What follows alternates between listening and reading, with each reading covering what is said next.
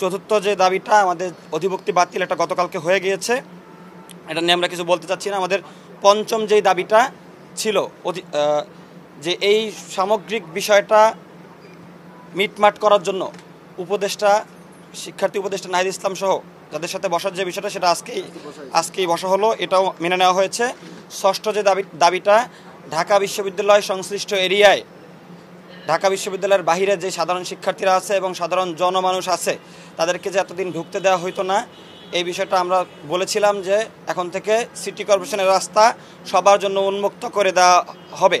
আমাদেরকে জানানো হয়েছে যে এটা ইতিমধ্যে সবার জন্য উন্মুক্ত করে দেওয়া হয়েছে। মোটামুটি আমাদের সব দাবিগুলোর বিষয়ে অত্যন্ত পজিটিভ, এবং যেগুলো তাৎক্ষণিক পূরণ করা, সেগুলো পূরণ করা হয়েছে।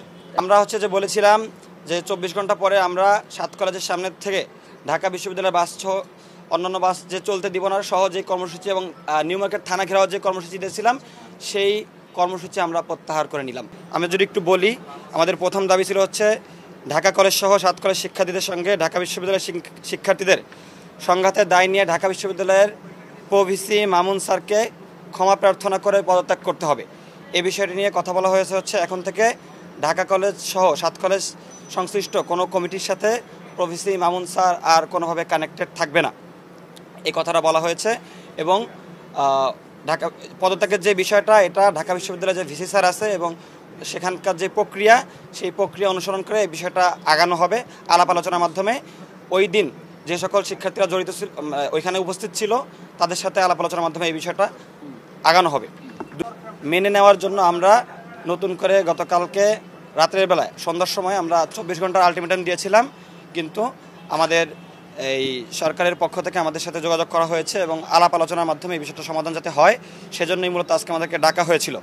আমাদের যেই বাকি 5 দফা দাবি আছে, সেই দাবিগুলো আমরা এখানে উপস্থাপন করেছি এবং এখান থেকে আমাদের দাবিগুলোর ব্যাপারে অত্যন্ত পজিটিভভাবেই নেওয়া হয়েছে এবং এই বিষয়গুলো বিভিন্ন প্রক্রিয়া অনুসরণ করে মেনে নেওয়া হবে, সেটা আমাদেরকে আশ্বাস দেওয়া হয়েছে।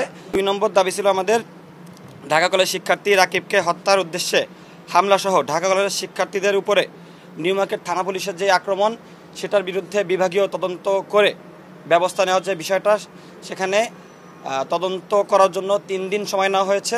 এই 3 দিনের মধ্যে যারা জড়িত তাদের বিরুদ্ধে কঠোর ব্যবস্থা নেবে বলে আমাদেরকে বলা হয়েছে। আমাদের 3 নম্বর দাবি যে ছিল, ওই দিন আমাদের নারী